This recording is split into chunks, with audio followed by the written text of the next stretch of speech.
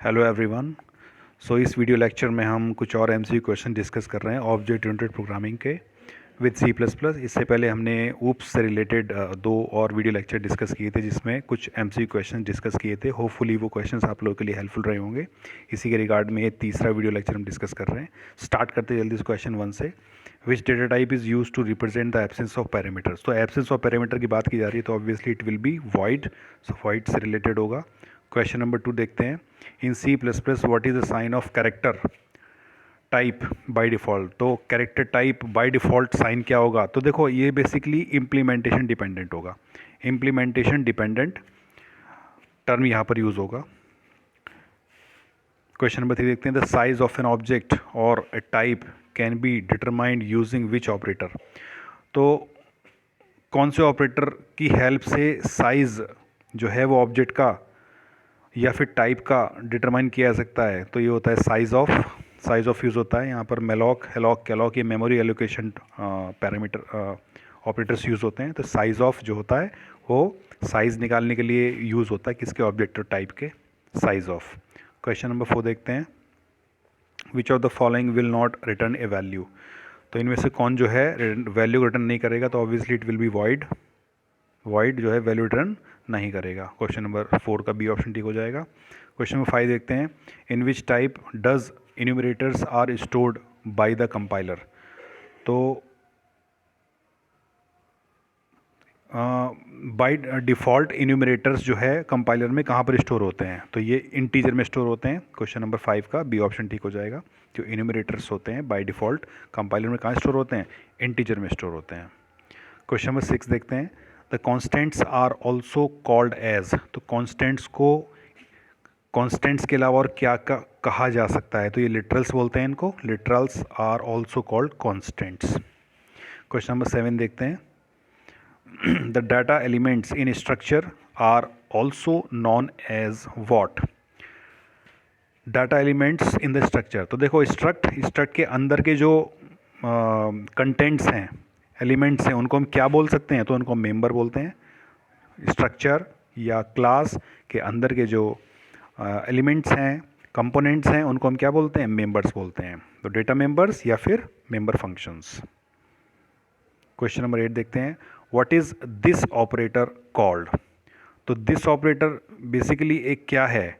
तो this operator जो है एक कंडीशनल ऑपरेटर है। What is this operator? तो this operator is called a conditional operator. Question number 9 देखते हैं। How many type of comments are there in C plus plus. तो C plus plus में कितने टाइप के कमेंट्स हैं? तो 2 टाइप के कमेंट हैं। एक सिंगल लाइन कमेंट होता है, ठीक है, जो इस तरह से यूज़ होता है, फिर यहाँ पर कमेंट लिखते हैं।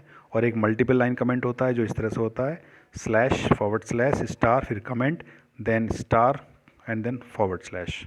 तो ये मल्टीपल लाइन होता है। तो 2 तरह के होते हैं। क्वेश्चन नंबर 10 देखते हैं। Where does the execution of program starts. तो प्रोग्राम का एग्जीक्यूशन कहाँ से स्टार्ट होता है? तो ऑब्वियसली ये स्टार्ट होता है कहाँ से? मेन फंक्शन से। मेन फंक्शन से ये स्टार्ट होता है। क्वेश्चन नंबर 11 देखते हैं। How many minimum number of functions are need to be presented in C plus plus. तो एटलीस्ट एक फंक्शन का होना ज़रूरी होता है किसी भी सी प्लस प्लस प्रोग्राम में। और वो क्या है? Main function. एटलीस्ट एक का होना ज़रूरी है। In which of the following we cannot overload the function. इनमें से हम कहाँ पर जो है वो फंक्शन को ओवरलोड नहीं कर सकते हैं? तो जो रिटर्न फंक्शन होता है, रिटर्न फंक्शन में हम फंक्शन को ओवरलोड नहीं कर सकते हैं। क्वेश्चन नंबर 13 देखते हैं। When out function need to return anything means what will we use send as parameter in function. तो ये वॉइड हो जाएगा obviously. When out function need to return anything, जब कोई आउट फंक्शन कुछ रिटर्न करना चाहता है but exactly there is nothing to return, then obviously यहाँ पर क्या यूज़ होगा? वॉइड यूज़ होगा। क्वेश्चन नंबर 13 का ए ऑप्शन ठीक हो जाएगा। 14 देखते हैं। What does your class can hold. एक क्लास के अंदर क्या क्या होता है? भाई दोनों चीज़ें होती हैं। डेटा फंक्शंस, डेटा मेंबर्स भी होते हैं और मेंबर फंक्शंस भी होते हैं। तो both data and functions. C option correct हो जाएगा। क्वेश्चन 15 देखते हैं। Where does the object is created. तो ऑब्जेक्ट कहाँ पर क्रिएट किया जाता है? क्लास के अंदर किया जाता है। ऑब्जेक्ट कहाँ पर क्रिएट किया जाता है? क्लास के अंदर क्रिएट किया जाता है। क्लास के लिए ऑब्जेक्ट को क्रिएट किया जाता है। 16 क्वेश्चन देखते हैं। Pick the other name of operation function. Operation function का दूसरा नाम क्या है? इसको बोलते हैं ऑपरेटर ओवरलोडिंग। ऑपरेशन फंक्शन का दूसरा नाम क्या है? Operator overloading. क्वेश्चन नंबर 17 देखते हैं। Which alternative can replace the throw statement. तो थ्रो स्टेटमेंट का जो दूसरा ऑल्टरनेटिव क्या है? रिटर्न। रिटर्न भाई, थ्रो स्टेटमेंट का ऑल्टरनेटिव सॉल्यूशन क्या है? Return statement. क्वेश्चन नंबर 18 देखते हैं। Where is derived class is derived from. Spelling mistake है यहाँ पर। तो where is the derived class is derived from, तो ऑब्वियसली ये कहाँ से होगा? बेस क्लास से। ठीक है, जो ऊपर एक क्लास होती है, ये क्लास ए है, ये क्लास बी है। ठीक है, बेस क्लास है, इसके कंटेंट्स हमने बी क्लास में ड्राइव कर लिए हैं। तो A class will be called as base class और बी को हम बोलेंगे डिराइव्ड क्लास। क्वेश्चन नंबर 19 देखते हैं। Which symbol is use to create multiple inheritance. तो मल्टीपल इनहेरिटेंस करने के लिए कौन सा सिंबल यूज होता है? डॉट, कॉमा, डॉलर, कौन सा यूज होता है? तो कॉमा यूज होता है। ठीक है, तो जैसे हम लिखते हैं क्लास ए, ठीक है, फिर हम कोलन यूज़ करते हैं। तो क्लास ए में अब हम कौन सी कितनी क्लासेस को इनहेरिट करना चाह रहे हैं, तो हम यहाँ लिखते हैं बी, क्लास बी, फिर क्लास सी को, फिर क्लास डी। तो ये तीनों क्लास जो है एक तरह से कॉमा यूज़ करके हमने इनहेरिट कर ली ए में, तो कॉमा ऑपरेटर यूज़ होता है। तो comma operator is use to use the multiple inheritance. 20 question देखते हैं। Which header file is use to pass unknown number to arguments to the function. तो ये होता है std_arg, std_argument, std_arg.h।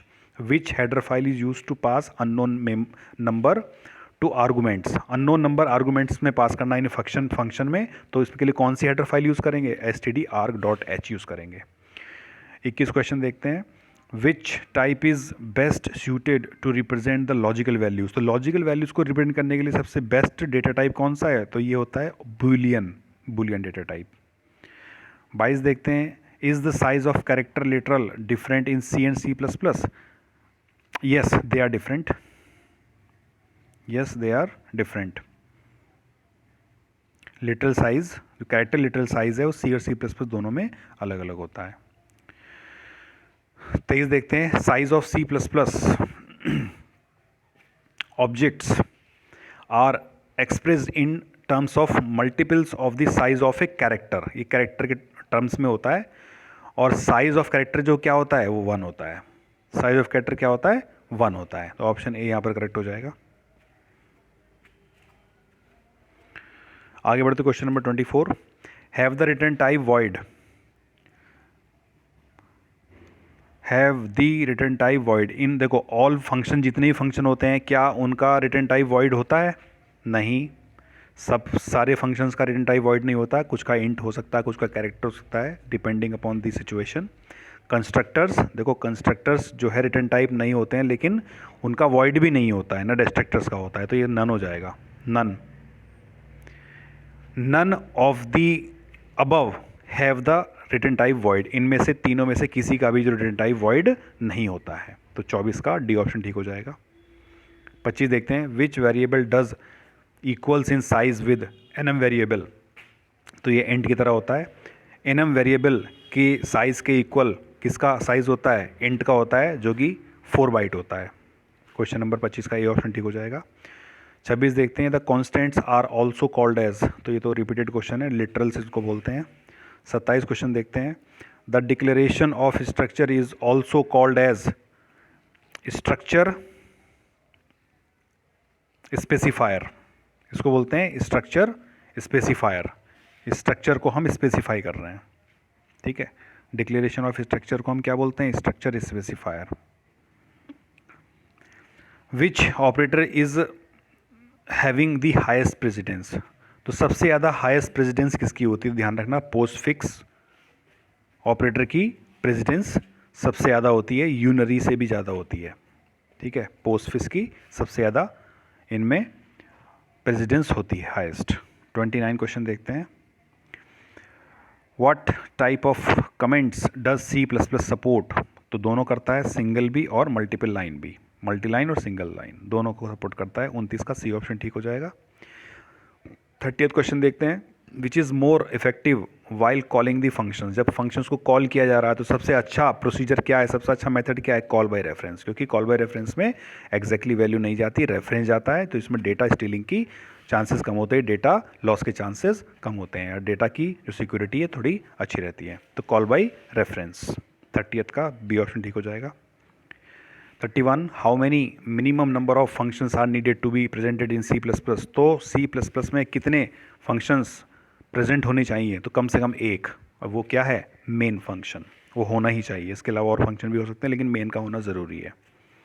32 क्वेश्चन देखते हैं, function overloading is also similar to the following? तो operator overloading, constructor overloading, destructor overloading. तो function overloading की बात की जा रही है। तो देखो, फंक्शन ओवरलोडिंग और ऑपरेटर ओवरलोडिंग, जब ऑपरेटर को हम ओवरलोड करते हैं तो वो एक अलग चीज़ है। हम ऑपरेटर, कोई भी ऑपरेटर है, जैसे प्लस है, प्लस का काम क्या होता है? एडिशन करना, लेकिन हम उसको किसी और पर्पस के लिए भी यूज़ कर सकते हैं, उसको हम ऑपरेटर ओवरलोडिंग, कुछ और काम हम लेना चाहते हैं प्लस ऑपरेटर से, तो वहाँ पर ऑपरेटर ओवरलोडिंग की बात आ रही है। लेकिन यहाँ पर हम बात कर रहे हैं फंक्शन ओवरलोडिंग की, तो फंक्शन ओवरलोडिंग की बात कर रहे हैं तो उसको कंस्ट्रक्टर ओवरलोडिंग से जोड़ा जा सकता है। फंक्शन ओवरलोडिंग को हम कंस्ट्रक्टर ओवरलोडिंग की तरह भी यूज़ करते हैं। जैसे कंस्ट्रक्टर हमारा होता है, कंस्ट्रक्टर क्या होता है? कंस्ट्रक्टर जो हमारी क्लास बनती है, तो उस क्लास का जो नाम होता है, उसी नाम से अगर हम फंक्शन बनाते हैं तो वो कंस्ट्रक्टर कहलाता है। तो कंस्ट्रक्टर भी कई तरह के होते हैं, जैसे parameterize constructor, non parameterize constructor. तो एक कंस्ट्रक्टर के अंदर आपने पैरामीटर रखे हैं, एक दूसरा कंस्ट्रक्टर उसी सेम क्लास के नाम से उसके अंदर पैरामीटर नहीं रखे हैं, तो ये फंक्शन ओवरलोडिंग का एग्जाम्पल हो जाएगा। तो constructor overloading is a example of function overloading. 33 question देखते हैं, ओवरलोडेड फंक्शन आर। तो ओवरलोडेड फंक्शन क्या होते हैं? तो ए ऑप्शन पढ़ते हैं, very long function that can hardly run. B option पढ़ते हैं, one function containing another one और more functions inside it. No. तो तीसरा ऑप्शन ठीक होगा, टू और more functions within the same class with different features. जैसे एक फंक्शन आपने बनाया, मान लीजिए ऐड, ठीक है, एक फंक्शन आपने बनाया ऐड, फिर दूसरा फंक्शन आपने बनाया सेम नेम से ऐड इंट ए और इंट बी। तो ये होगा, देखो, हमारा फंक्शन ओवरलोडिंग। मतलब एक क्लास के अंदर सेम नेम से कई फंक्शंस अवेलेबल होना अलग अलग फीचर्स के साथ। लाइक किसी में एक ऑपरेटर, एक पैरामीटर है, किसी में दो पैरामीटर है, किसी में अलग अलग पैरामीटर है, किसी में पैरामीटर नहीं है। तो ये फंक्शन ओवरलोडिंग का एग्जाम्पल होगा। तो ऑप्शन सी यहाँ पर करेक्ट हो जाएगा। क्वेश्चन नंबर 34 पढ़ते हैं, which other keywords are also use to declare the class other than class? तो ये दोनों हो जाएंगे, स्ट्रक्ट और यूनियन, स्ट्रक्ट और यूनियन दोनों हो जाएंगे। ऑप्शन 34 का डी ऑप्शन ठीक हो जाएगा। 35 देखते हैं, which of these following members are not accessed by using direct member access operator? तो ये होता है दोनों, प्राइवेट, पब्लिक को आप कहीं से कहीं तक भी एक्सेस कर सकते हो, लेकिन प्राइवेट और प्रोटेक्टेड मेंबर्स को डायरेक्टली ऐसा नहीं किया जा सकता है। तो डी ऑप्शन यहाँ पर करेक्ट हो जाएगा। 36 देखते हैं, pick the other name of operator function. तो ये ऑपरेटर ओवरलोडिंग है, रिपीटेड क्वेश्चन है। 37 देखते हैं, what is most suitable for returning the logical errors in the program? तो use constructor and destructor, set a global error indicator. So this option will be correct. Set a global error indicator is the most suitable option for returning the logical errors in the program. तो programme के अंदर logical errors को return करने के लिए सबसे अच्छा option क्या है कि एक ग्लोबल एरर इंडिकेटर को सेट कर दिया जाए। 38 देखते हैं, which of the following can derived class inherit? तो इनहेरिट क्लास किन किन चीज़ों को एक्सेस कर सकता है? तो सबको कर सकता है, किसको? बोथ मेंबर्स को भी एंड फंक्शंस को, मेंबर डाटा मेंबर्स को और मेंबर फंक्शंस को, सबको वो इनहेरिट कर सकता है, यूज़ कर सकता है। कौन? डिराइव्ड क्लास जो होता है, इनहेरिटेड क्लास या डिराइव्ड क्लास। 39 क्वेश्चन देखते हैं, which are the following advantages we lose by using multiple inheritance? तो ये दोनों हो जाएंगे, डायनेमिक बाइंडिंग, जो मल्टीपल हमारा इनहेरिटेंस होता है उसमें डायनेमिक बाइंडिंग भी होती है और पॉलीमॉर्फिज्म भी होती है। तो बोथ हो जाएगा, both A and B. 40th question देखते हैं, what will initiate the list of arguments in stdarg.h header file. तो std.arg.h हेडर फाइल में लिस्ट ऑफ आर्गूमेंट्स को इनिशियलाइज करने के लिए कौन सा स्टेटमेंट यूज़ होगा? तो ये होता है भैया va start, obviously va start. Question number 40 का बी ऑप्शन ठीक हो जाएगा। तो फ्रेंड्स, इस तरह से करके हमने